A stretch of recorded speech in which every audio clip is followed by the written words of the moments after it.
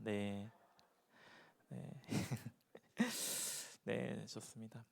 네, 우리는 예수님 안에서 하나 된 가족들입니다. 여러분 그 사실을 믿으십니까?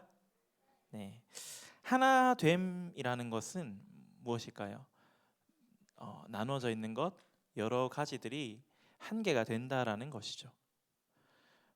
하나님은 우리가 분명히 지금 서연이와 예림이가 구별되어 있고 분리되어 있고, 우리 규하쌤이랑 한별쌤이 분리되어 있고 구분되어 있고 다 나누어져 있어요. 우리 모두는.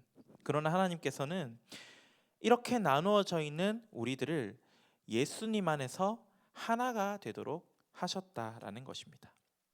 그 이야기를 오늘 이 바울이 이야기합니다. 바울이 말하고 있는 이 이야기를 통해서 우리가 어떻게 하나가 되었는지, 그리고 하나님이 하나로 만드신 가족 되게 하신 우리들이 이제 앞으로 어떻게 살아가야 할지를 살펴보고자 합니다. 에베소서 2장 11절부터 이어지는 오늘 이 바울의 이야기는요, 먼저 바울은 이방인들에게 이야기를 하고 있습니다. 여러분들, 이방인은 누구일까요? 이방인. 바울이 말하고 있는 이방인은 유대인을 제외한 모든 사람들을 이야기합니다. 즉 날 때부터 하나님을 알고 지냈던, 우리 할아버지 할머니도 하나님을 알고 있었고, 우리의 그 이전 조상들부터 아브라함의 직계 자손으로, 직계 족속으로 하나님을 알고 지낸 사람들, 이스라엘 땅 가운데 사는 유대인들, 그 유대인들을 제외한 모든 사람은 이방인입니다. 그럼 우리는 이방인일까요? 유대인일까요? 그렇죠. 우리 또한 이방인이겠죠. 이 이방인들에게 바울은 오늘 에베소서를 통해서 이야기하고 있는데요, 이들이 예수님을 믿기 전에는 하나님이 주신 약속과는 전혀 상관이 없는 사람이었어요. 하나님은 분명히 이스라엘 백성들에게 구약의 성경을 통해서 자신의 약속을 주셨습니다. 그런데 그 약속은 자신의 백성, 이스라엘 백성들에게만 주어진 약속이었어요. 하나님은 예수님을 믿는 그들에게만, 하나님을 믿는 그들에게만 비밀스러운 약속을 먼저 주셨습니다. 그러나 하나님은 그들에게 주어진, 이방인이 아닌 유대인들에게만 주어졌던 그 비밀스러운 약속들을 자신을 알지 못하는, 하나님을 믿지 않는 자들에게도 전해지기를 원하셨어요. 그래서 예수님을 이 땅 가운데 보내어 주셔서 그들을 하나님의 백성 삼아 주신 것이죠. 예수님을 이 땅 가운데 보내어 주셔서 예수님의 많은 사역들을 통해서 하나님은 죄인일 수밖에 없던 그들을 의인 삼아 주시고, 의롭다 하여 주시고, 온전한 하나님의 백성이 될 수 있도록 하나님의 말씀을 듣는 그 자리 가운데 불러주시고, 하나님을 아는 자리 가운데 불러주셨어요. 그래서 그 전에는 하나님을 알지 못했던 자들이어도 이제는 예수님을 통하여 하나님을 알게 되었습니다. 그리고 하나님을 믿게 되었습니다. 그래서 이제 그들은 하나님의 백성으로 살아갈 수 있게 된 것입니다. 그런데 처음부터 하나님을 알고 있었던, 하나님을 믿었던 유대인들과 뒤늦게 하나님을 믿게 된, 예수님을 통해 하나님을 알게 된 이방인들은 서로 적대적인 관계가 있었어요. 서로 관계가 좋지 않았어요. 이방인들은 조금 더 일찍 믿었다고 뭔가 의시되면서 자랑하는 유대인들이 꼴보기 싫었던 거예요. 유대인들은 아니 분명히 우리에게만, 하나님이 약속의 백성인 유대인인 우리에게만 비밀스러운 약속을 주셨는데 이게 저 이방인들에게도 전해졌다고, 저들이 하나님의 비밀스러운 약속을 안다고 하면서 시기한 거예요. 둘은 서로 적대적인 관계를 가지고 있었습니다. 그런데 예수님께서는 그 적대적인 관계, 하나님을 두고 서로 싸우고 있는 것 같은 그 이방인과 유대인들의 적대적인 관계를 직접 허물어 주셨습니다. 그들 사이에 그들을 갈라놓는 막힌 담을 허물어 주셨어요. 무엇으로? 바로 자신의 육체를 통하여. 누구나 죄인이요.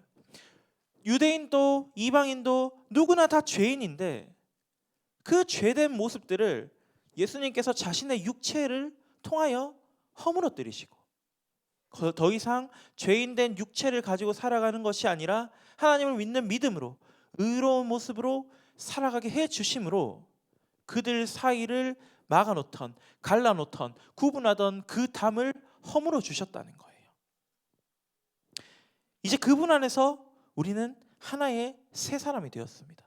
더 이상 구분되지 않습니다. 유대인이냐 이방인이냐 헬라인이냐 대한민국 사람이냐 더 이상 구분되지 않습니다. 모두가 하나의 새 사람, 예수 그리스도를 믿음으로 하나님의 새로운 백성들로 하나가 되었죠. 그래서 예수님께서는 모두가 화평을 이루고 한 몸을 이루게 해주셨습니다.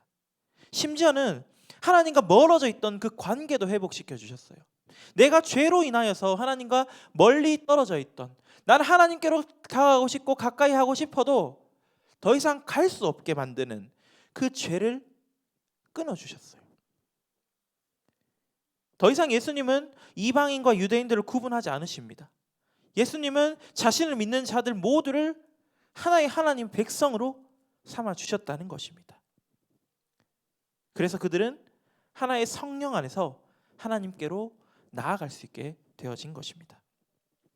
오늘 본문인 에베소서, 이 에베소서라는 편지를 받은 에베소 교회에도 이렇게 이방인들과 유대인들이 있었어요. 그럼 그들은 또 어떠했을까요? 그들도 동일하게 서로 적대적이었겠죠. 그러나 바울은 이 에베소서의 이방인들에게 오늘 말씀처럼 이야기합니다.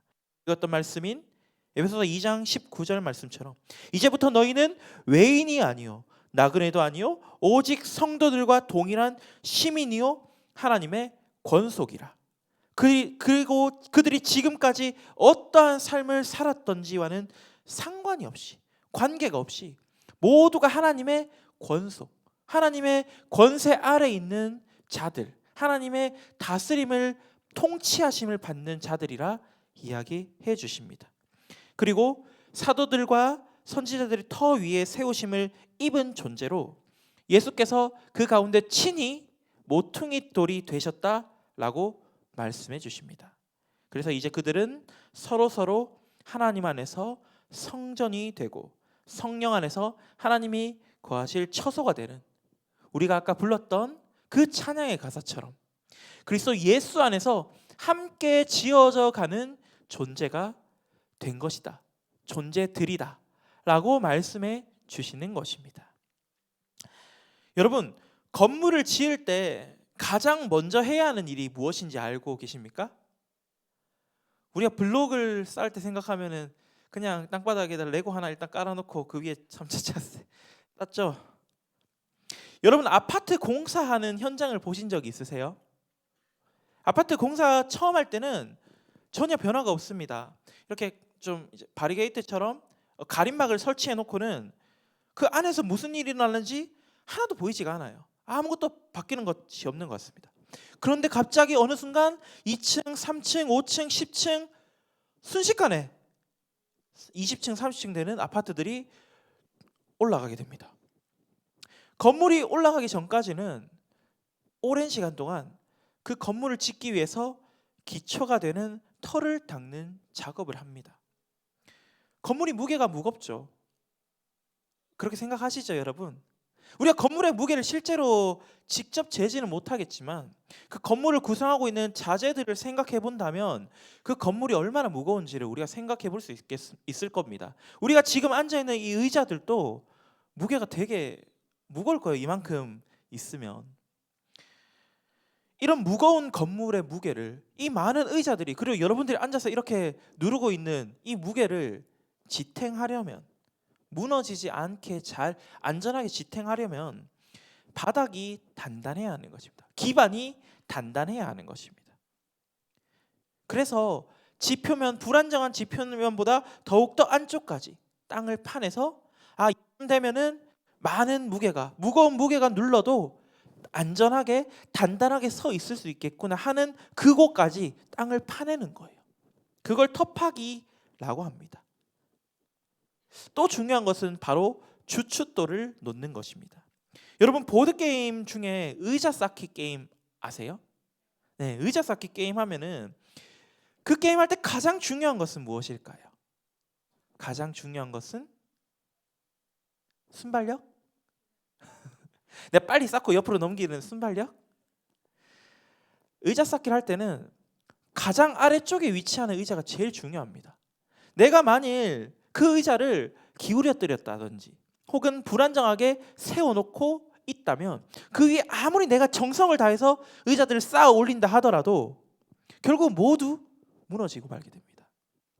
반대로 처음 의자를 평평하고 튼튼하게 잘 세워놓는다면 더 많은 의자들을 그 위에 쌓아 올릴 수 있겠죠. 주춧돌의 역할이 그렇습니다. 기둥을 받쳐주고 건물 전체가 균형을 잘 잡을 수 있도록 유지해 주는 것이에요.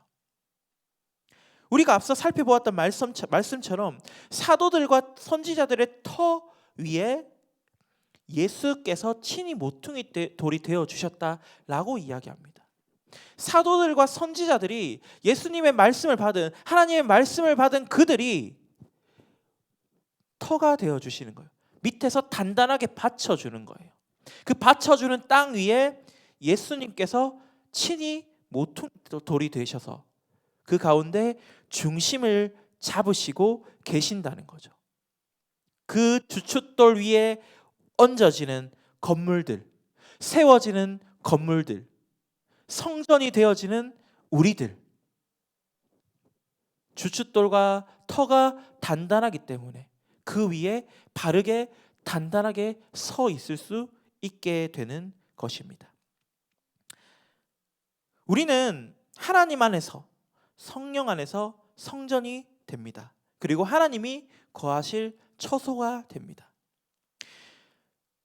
그런데 우리의 모습이 좋은 성적을 받고 좋은 대학을 가고 좋은 회사, 세상적으로 성공하는 멋진 인생을 살아간다 할지라도 만일 그것이 우리의 삶의 중심이라면, 그것들이 나의 삶의 중심이 되어버린다면 나보다 더 좋은 학교를 나온 친구를 보면서 나는 흔들리고, 나보다 더 좋은 점수를 받은 친구를 보면서 나는 흔들리고, 나보다 더 세상적으로 성공한 사람을 바라보면서 나는 흔들립니다. 무너지게 되는 것이죠.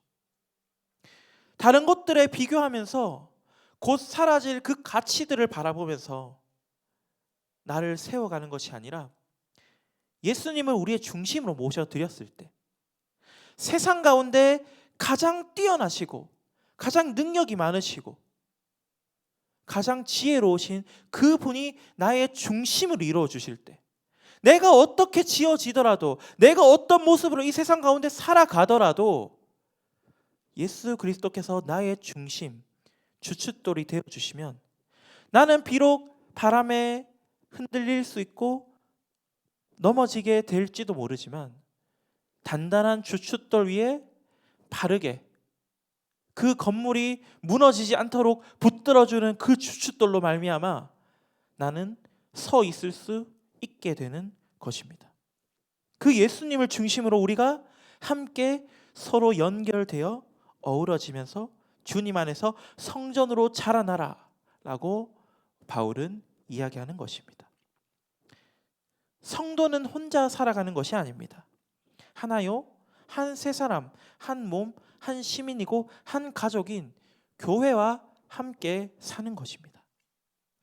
성도들을 그리스도와 함께 살리시고 그와 더불어 함께 살아가게 하신 하나님께서 이제 우리들을 자신이 거하실 처소, 자신이 거하실 곳으로 우리를 부르고 계십니다. 그리고 우리를 서로 연결하여 함께 지어져가는 하나님의 성전으로 삼고자 하십니다. 교회는 하나됨이 기본입니다. 하나님께서 자신의 먼저됨으로 주춧돌로 세워짐으로 하나 되는 그 가운데 세워주시겠다 말씀하셨습니다. 그럼에도 우리가 하나가 되지 못하는 이유는, 그럼에도 우리가 옆에 있는 친구들과 시기하고 질투하고 때로는 다투는 이유는, 우리가 다 다르죠. 다 다르기 때문이죠. 생각도 다르고, 우리가 추구하는 가치도 다르고, 나의 삶의 방향성도 다르고. 하나가 되는 게 결코 쉬운 일이 아닙니다. 그럼에도 우리가 하나가 될 수 있는 이유는, 이 교회라는 공동체에서 하나 될 수 있는 이유는 바로 예수 그리스도로 인함입니다. 하나님께서 우리를 하나로 불러주시겠다 말씀하실 때 우리를 그저 하나하나 모으신 게 아니에요. 그냥 모으신 것이 아니에요. 바로 예수 그리스도를 통해 우리를 하나로 모으셨습니다. 죄 때문에 죽을 수밖에 없었던 우리들을 그 죄를 사하여 주심으로, 다시 새롭게 하심으로, 새로운 의인으로 삼아 주심으로 우리를 하나로 만들어 주신 것입니다. 하나로 이루어 주신 것입니다. 그리스도를 통하여 우리를 하나로 불러주시고 자신의 몸을 희생하심으로, 자신의 이익을 추구하고 누리는 것이 아니라 하나님의 목적을, 하나님의 그 계획을 이루시기 위하여 자신의 것을 다 내어주신 그 예수 그리스도로 인하여 우리는 하나가 되어가는 것이죠. 이제 말씀을 마무리해 보도록 하겠습니다. 여러분은 하나됨을 누리며 살아가고 계십니까? 하나됨을 우리의 삶 가운데 누리며 살아가고 계십니까? 우리 옆에 있는 친구들 한번 보세요. 여러분 옆에 친구들과 선생님들을 보세요. 여러분 눈에 보이는 그 모든 사람들, 우리가 하나됨을 이루어가야 할 그 교회들, 우리가 먼저 그들과 하나됨을 이루어가고 있으십니까? 우리는 모두가 하나됨을 이루어가야 하는 교회입니다. 그러나 여전히 아직까지 같은 반, 지금 같은 줄에 앉아 있지만 아직 인사도 제대로 안 한 친구들도 있겠죠. 어색한 친구들. 오늘 여러분 반 자리에 앉을 때 제일 먼저 눈 마주친 친구 있죠. 반에서. 꼭 그 사람과 그 친구와 먼저 한번 인사해 봅시다. 내가 정말 쑥스러워서, 어색해서 이야기하기 힘들었을 것 같고 인사하기 어렵지만 먼저 용기 내서, 하나님이 우리를 하나 되게 하셨는데 그것이 무슨 걱정이 되겠습니까? 먼저 인사를 해봅시다. 그리고 이제 다음 주면은 우리 이제 하모니 예배를 드릴 거예요. 이제 이따가 광고 때도 나가겠지만은 하모니 예배를 드릴 때 우리 중등부부터 청년 함대까지, 그리고 이제 장년 성도님들도 모두 함께 모여서 우리 예배의 자리에서 함께 예배할 거예요. 그럼 어색한 사람, 모르는 사람, 처음 보는 사람 너무나 많겠죠. 그러나 우리가 그 자리에 앉았을 때 내 앞에 아니면 내 옆에 앉는 우리 성도님들을 보고, 혹은 이제 우리 청년 함대 형 누나들, 언니 오빠들, 혹은 중등부 동생들을 보면서 밝은 모습으로, 밝은 얼굴로 그들을 향하여 먼저 인사합시다. 그러므로 우리가 먼저 교회 안에서 하나됨을 이루기 위한 한 발자국을 내딛는 것이에요. 우리가 그렇게 서로를 하나됨을 인정하고 하나 되기 위하여 노력하는 그 모습들을 통해서 정말 하나님께서 말씀해 주신, 약속해 주신 그 말씀처럼 하나됨을 이루어가는 그런 공동체, 이루어가는 우리 사랑하는 파워 고등부 친구들과 우리 선생님들, 우리 성도님들이 되시기를 간절히 기도합니다. 함께 찬양하며 나아가도록 하겠습니다. 함께 지어져 가네, 우리 함께 찬양하겠습니다.